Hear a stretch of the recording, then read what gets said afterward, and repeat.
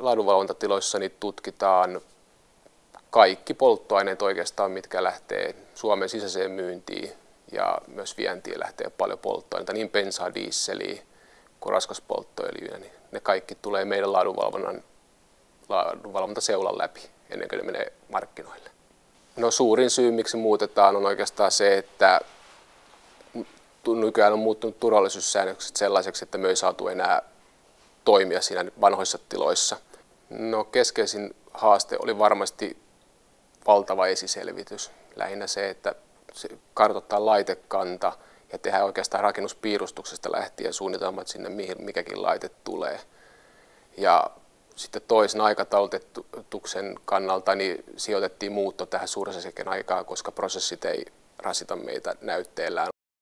Sitten on olemassa esimerkiksi nämä oktaanikoneet, mitkä Niemi on jo muuttanut tänne, niin ne oli sen haasteellista, että ne paino noin parisen tonnia ja niitä löytyykö niitä 4 Suomesta, että millä määritetään oktaanilukuja bensasta, isot moottorit.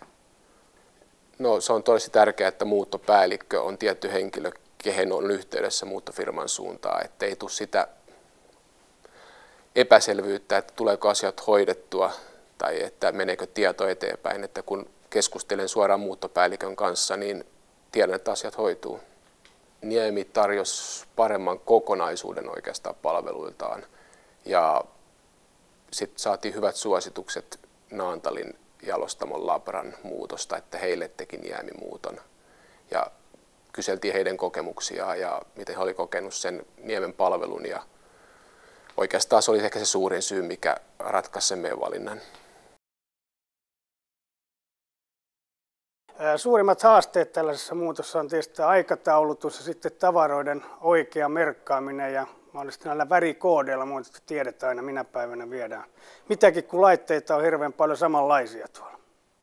No, ensimuuttoa tietysti kaikilla oli tämä koulutus ja sitten täällähän on hirveän tiukat nämä turvatoimet ja sitten sen jälkeen meillä pitää olla tämmöisiä laseja muun muassa päässä laboratoriossa ja viiltohanskat ja kaikki tällaiset ja hyvin tarkkaan pitää katsoa kaikki tavarat kun siirretään, että ne on varmasti irrotettu ja oikealla ergonomialla nostetaan ne kaikki tavarat kuljetusvälineisiin, millä sitten kuljetetaankin ne tuolta pois. Meitä oli semmoinen 20 henkilöä ennen kuin saatiin tämmöinen niin sanotusti kulkulupa tänne ja käytiin semmoinen interaktiivinen koulutus 4 tuntia tuossa Kullon koululla ja sen jälkeen sitten saatiin se lupa kulkea täällä ja siinä on hyvin tarkat, mainittiin jo aikaisemminkin nämä ohjeet, että mitä täällä saa käyttäytyä ja missä saa kulkea ja niin päin pois. Kyllä se vaatii ihan hirveän paljon tämmöinen koko ajan pitää olla hereillä täällä, että missä mennään ja ettei tehdä mitään väärää. Tämähän on jo vähän erilainen tietysti kuin monessa yritysmuutossa. Täällähän on käyty, mä oon käynyt 3.4. muuttopalverista henkilökunnan kanssa täällä, jossa käynyt läpi näitä kaikkia asioita myös siihen turvallisuuteen liittyvää, jossa täällä painostetaan hirveästi siihen, että kyllä se on vaatinut kuukauden verran tätä nyt ollaan suunniteltu ja mietitty, että miten kaikki menee. Ja mun mielestä aika hyvin ollaan nyt onnistuttu sekä asiakkaan puolelta että meidän puolelta saamaan asiat kuntoon.